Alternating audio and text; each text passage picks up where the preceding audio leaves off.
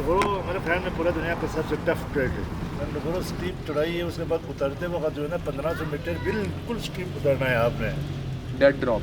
हाँ ना। और रात के 1 बजे उठ के जो है ना आप स्टार लेना पड़ेगा, धूप लगने से पहले आपको नीचे उतरना है, नहीं तो ऊपर घर आते।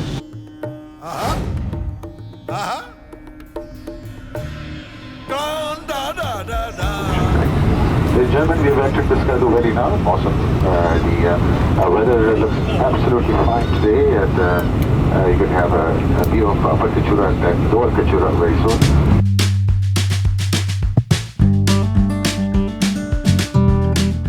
इस जगह की वाइब भी बहुत एडवेंचरस है। कराकरम रेंज को तकरीबन जाने वाले सभी एक्सपीडिशंस यहीं से शुरू होते हैं।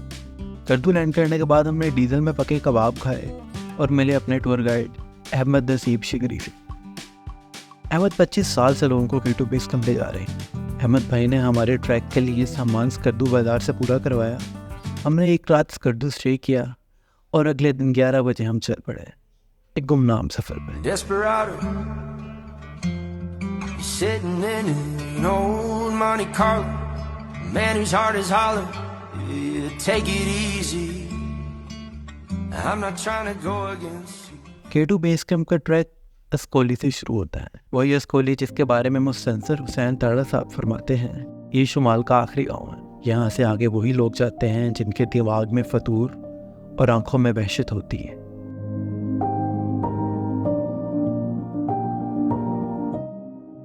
मगरिब के करीब अस्कोली रुककर चाय का वक्फा लिया और फिर से जीप पे अपना सफर जारी रखा।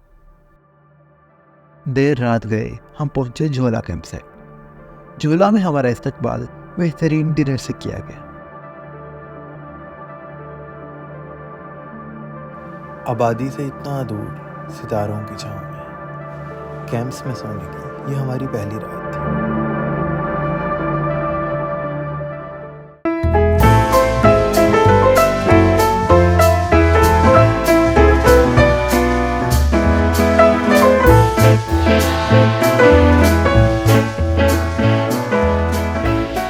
झोला camp site.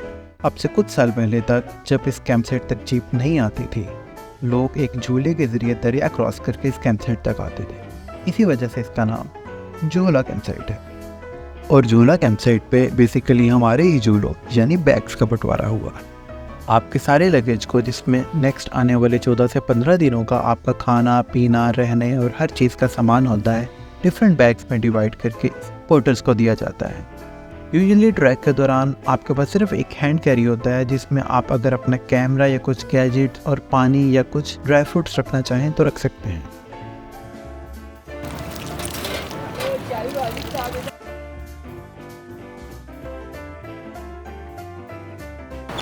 Now we are leaving from Jhola campsite. I'm walking down this road of mine, this road that I call home. So am I wrong for thinking that we could be something for real? Now am I wrong for trying to reach the things that I can't see? But that's just how I feel. That's just how I feel. झोला campsite से निकले थे और अभी हम उसके lunch area पर पहुंचने वाले। मैं अपनी टीम में फ़िलहाल सबसे आगे हूँ। मेरे साथ हमारे पोर्टर है जो हमें लीड कर रहे हैं। वो मेरे साथ साथ तलहा आ रहा है। तकरीबन कितने घंटे लगे हमें? 3 घंटे लगे हमें झोला कैंप से लंच साइड पर पहुँचने के लिए। 3 घंटा लगे। यहाँ पर बहुत अच्छा व्यू है। K2 के ट्रैक में हर एक कैंप साइट से दूसरे कैंप साइट के दरमियान आपको एक लंच स्पॉट मिलेगा। तकरीबन 3 घंटे ट्रैक के बाद हम इधर पहुंचे और कुछ स्नैक्स खाए। क्योंकि यहाँ तक पहुँचने में हम बाकी ग्रुप से बहुत आगे थे, इसलिए यहाँ पे हमें रुक के रिलैक्स करके सीन्स एंजॉय करने का काफ़ी टाइम मिल गया। झूला से पायो तक का ट्रैक तकरीबन 24 किलोमीटर है और ये टेरेन बहुत ही रफ, मिट्टी वाला और गर्म है। ट्रैक पे आपको जगह जगह चश्मे और आबशारें मिल जाती हैं, जिनसे आप अपने लिए फ्रेश वाटर रिफ़िल कर सकते हैं। ये बात लंच स्पॉट तक तो ठीक थी, लेकिन उससे आगे के ट्रैक में क्योंकि मैं ड्रोन वीडियोस और कैमरे से वीडियोस बनाने में काफ़ी बिजी था, मैं अपने ग्रुप से काफ़ी पीछे रह गया। एंड सडनली आई रियलाइज्ड कि मेरे पास पानी भी ख़त्म है। आई थॉट रास्ते में कोई चश्मा या आबशार आ जाएगी, लेकिन 1 घंटे के ट्रैक के बाद भी जब कोई आबशार या चश्मा या पानी का कोई रिसोर्स नहीं आया, I started feeling really low. खैर, अब ऐसे ट्रैक्स पे, ऐसी कंडीशंस पे you don't have any options, you just have to walk and keep going on. मज़ीद 1 घंटा चलने के बाद भी जब कैंप साइट नहीं आई तो आई स्टार्टेड फीलिंग रियली लो। बाकी ग्रुप तो बहुत आगे था और पानी का कोई नामो निशान ट्रैक पे नहीं था। I just kept going on and finally तकरीबन 1 घंटे बाद मैं पायो पहुंच गया। ये पहला ही दिन था और ट्रैक के बाद इट वाज क्लियर कि आगे के दिन कैसे होने वाले थे। पायो पहुंचते ही हमारा इस्तकबाल माउंटेन टी से किया गया और मुझे क्योंकि बहुत प्यास लगी थी, I drink about 5 cups of mountain T. पायो कैंप साइट काफ़ी बड़ी है और यहाँ पे काफ़ी ज़्यादा रश भी था। ज़्यादातर फॉरेन टूरिस्ट और कुछ पाकिस्तानी टूरिस्ट हमें यहाँ पे मिले। डिनर के टाइम आबिद भाई टोल्ड अस के 2 पोर्टर्स के पाँव पे चोट लगी है, तो हम नेक्स्ट डे भी पायो ही स्टे करेंगे। So we celebrated 14th August at Paiju camp I'm still holding on to everything that's dead and gone. I don't wanna say goodbye, 'cause this one means forever. Now you're in the stars and 6 feet never felt so far. Here I am alone between the heavens and the embers. Oh, it hurts so hard.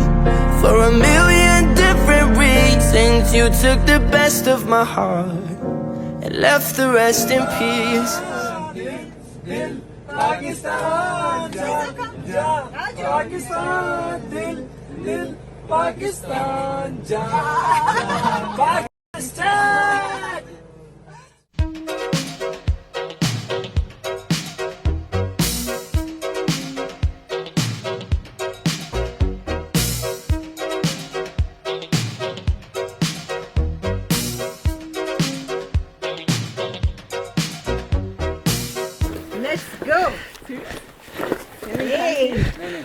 आगे जाएंगे, अगर नाला cross होता है तो ठीक है, वरना पास ही कैंप लगाएंगे और सुबह सवेरे। तो कैंप पे सुबह क्या हो जाएगी? पानी कम हो गधे आ रहे हैं, साइड पे आ जाओ, साइड पे। गधे आ रहे हैं। अच्छा, हम क्रेविसी से क्यों नहीं जा रहे अब? करवेसी से जम करना पड़ेगा, लंबा लंबा जम है 2-3। अच्छा, Last night I had the strangest dream. I sailed away to China in a little rowboat to find you, and you said you had to get your laundry clean. 4th day हमने तकरीबन 7 बजे track start किया और 2:30 बजे के करीब दरिया cross करके हम पहुँचे खबूर से। और खबूर से के सीन्स कुछ ऐसे थे। Got to keep on moving, nothing's gonna break my stride.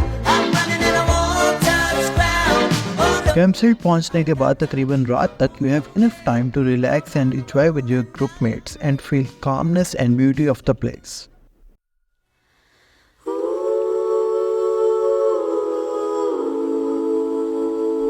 और यही तो है वो सफ़र के अंदर की खूबसूरती, जो कि अक्सर मंजिलों से भी हसीन होती है। ऑन डे 5 हमने ट्रैक किया खबूरसे से उर्दूकस का। ये ट्रैक सिर्फ 4 घंटे का है और Urdukas is undoubtedly the most beautiful camp site of K2 base camp. I am not the only traveler who is not repaid his debt. I've been searching for a trail to follow again. Take me back to the night we met. उर्दूकस से गोरोटू तक का track अभी तक का सबसे मज़ेदार track था और सारे दिन की ट्रैकिंग हमने बलदोरो ग्लेशियर के ऊपर ही करनी थी। उर्दूकस बेसिकली वो लास्ट जगह है जहाँ पे आपको हरियाली दिखती है। इससे आगे का एल्टीट्यूड इतना ज़्यादा है कि आपको किसी किस्म के जानदार पौधे या जानवर नज़र नहीं आते। और हर दिन का ट्रैक पिछले दिन के ट्रैक से बिल्कुल मुख्तलिफ और ज़्यादा एक्साइटिंग होता जा रहा था। Until now, इतने दिनों का ट्रैक करने के बाद हमारी दोस्ती दूसरे ग्रुप्स के लोगों के साथ भी होने लग गई थी, जो कि इस ट्रैक को और मज़ेदार बना रहे थे।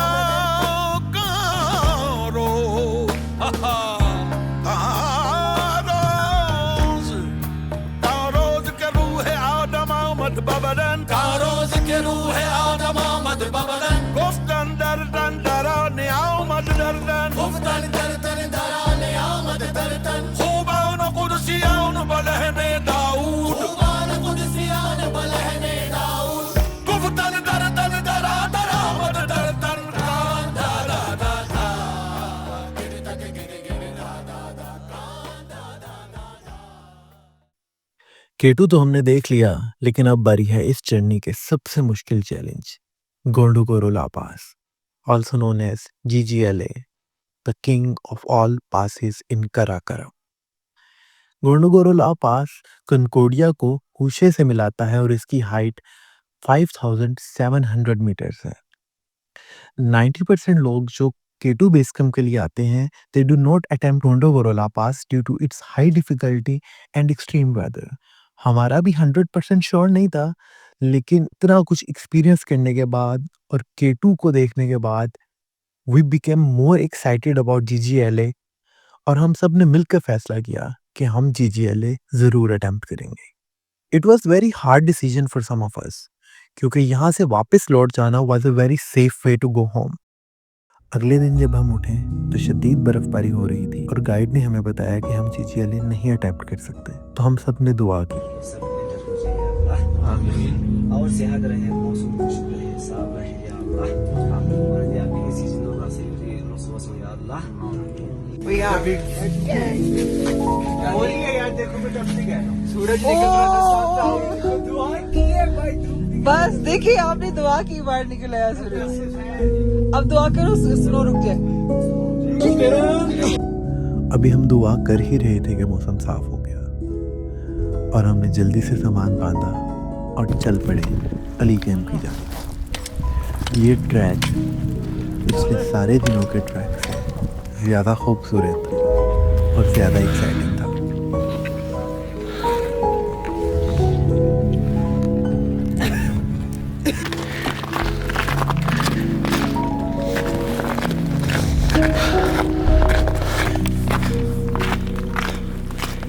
So cold.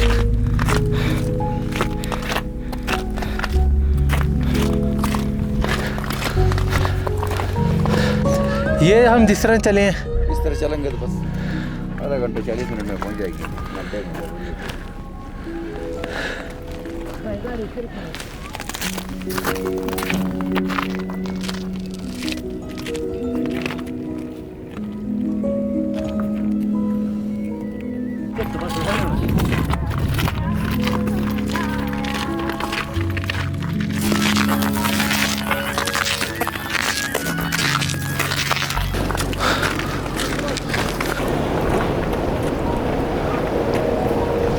I don't know how to describe in words,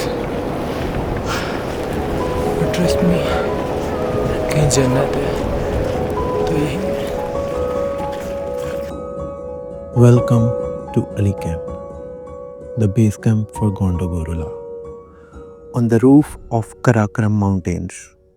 This, I believe, is the most epic place.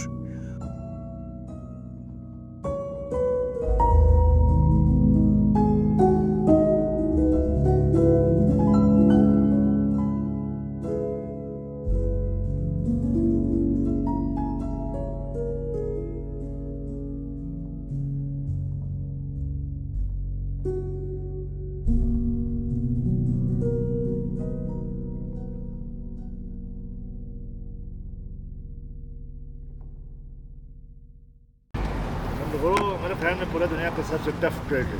नंदगुरु steep चढ़ाई है, उसके बाद उतरते वक्त जो है ना 1500 मीटर बिल्कुल स्टीप उतरना है आपने, डेड ड्रॉप। हाँ ना, और रात के 1 बजे उठ के जो है ना आपको स्टार्ट लेना पड़ेगा। धूप लगने से पहले आपको नीचे उतरना है, नहीं तो ऊपर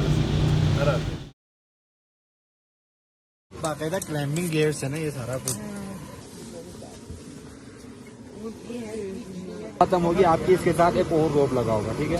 यहाँ से रोप खत्म हुई, वहाँ से आपने ये क्रॉस किया, रोप से निकाला, आपके इसके साथ बांध के फिर आपने जो ना यहाँ छोड़ के चलना, जो जहाँ से रस्सी खत्म है सही होते फिर नीचे सेफ जोन में पहुँचने के बाद ये आप यहीं पे आप स्लिप कर जाते हैं या कुछ हो तो ताकि सेफ रहे, रोप के साथ रहे।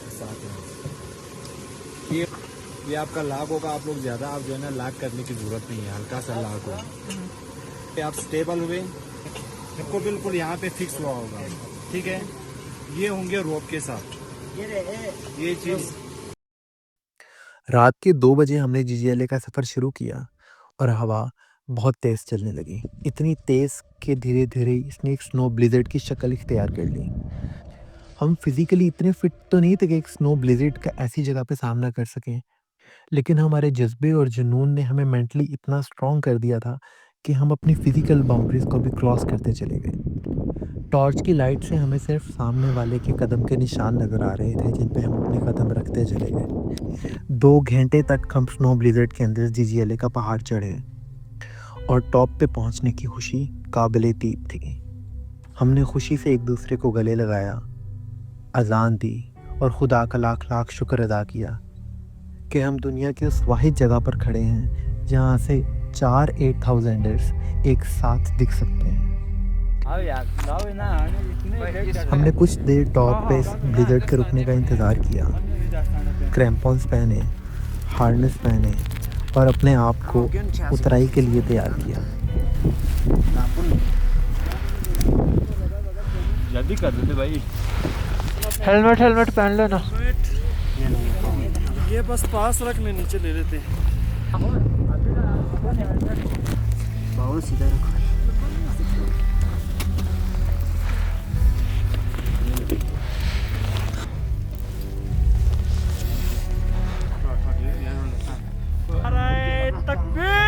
अल्लाहु अकबर। जीजीएलए का सबसे मुश्किल पार्ट इस पहाड़ से नीचे उतरना है। 1500 मीटर की ये उतराई बहुत स्टीप है और हमें सुबह सूरज निकलने से पहले नीचे उतरना है, वरना सूरज की रोशनी से बर्फ़ पिघलेगी और पत्थरों को अपने साथ लेके आएगी, जो कि हमारे लिए ख़तरनाक साबित हो सकते हैं। हमने ट्रैक के साथ साथ जाते ही रस्सी को पकड़ा और आहिस्ता नीचे उतरना शुरू किया। उतरते वक्त इस बात का एहसास हुआ कि क्यों हमारे गाइड इस उतराई के ख़तरनाक होने का जिक्र बार बार करते रहे। क्रैम्पॉन्स के बावजूद बर्फ़ इतनी सख्त जमी हुई थी कि पाँव स्लिप होता और हम में से हर कोई कई बार स्लिप होकर गिरा, लेकिन रस्सी के साथ जुड़े होने की वजह से किसी बड़े नुकसान से बच गए।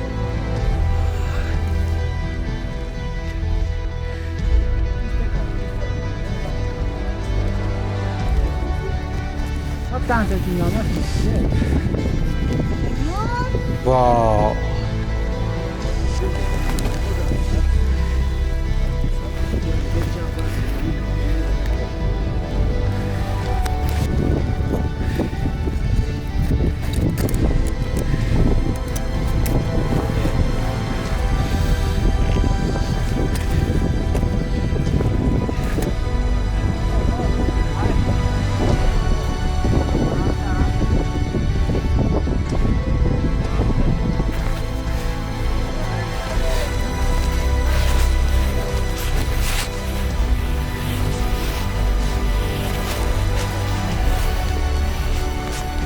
ऐसे उधर जाता है, इसलिए सारे मैंने पुल को भी जाना।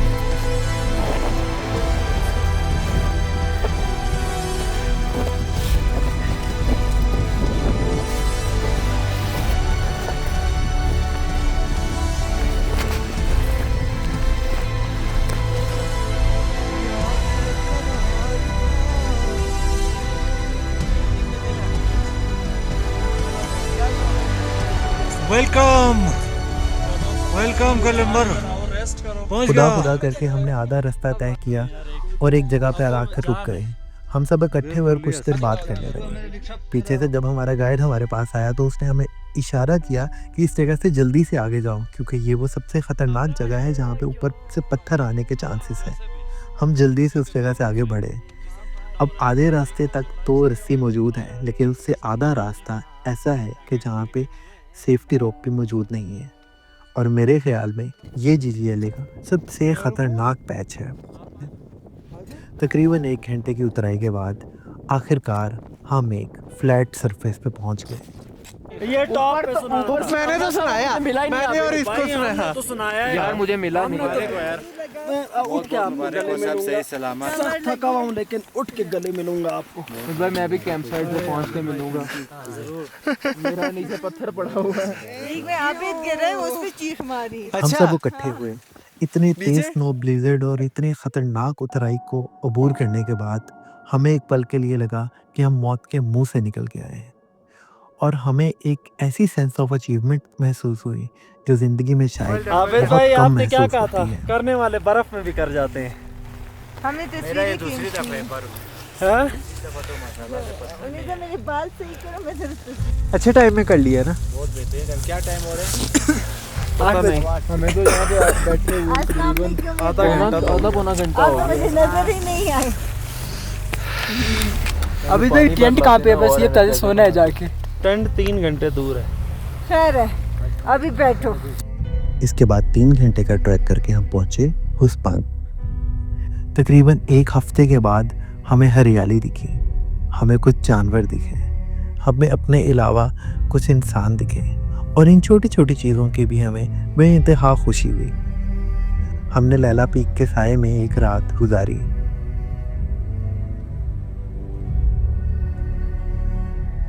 अगले दिन 24 किलोमीटर का ट्रैक करके हम पहुंचे साइचू। ये ट्रैक बहुत खूबसूरत ट्रैक है।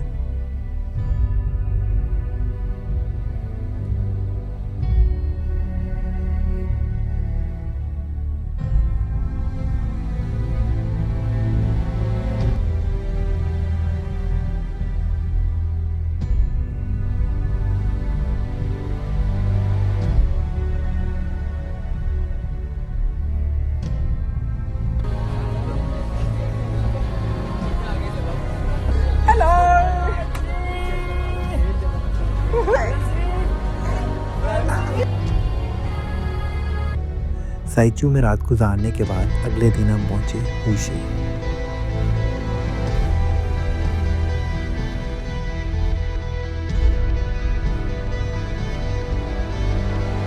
हुशी में हमारी मुलाकात हमारे लेजेंड क्लाइंबर लिटिल करीम से हुई। अल्लाह पाक उनके दर्जात बुलंद करे क्योंकि अब वो वफात पा चुके हैं।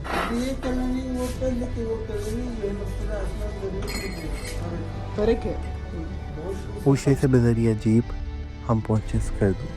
हमारा सफ़र तो ख़त्म हो गया लेकिन आज 4 साल के बाद भी यूं ही लगता है जैसे कल की बात है।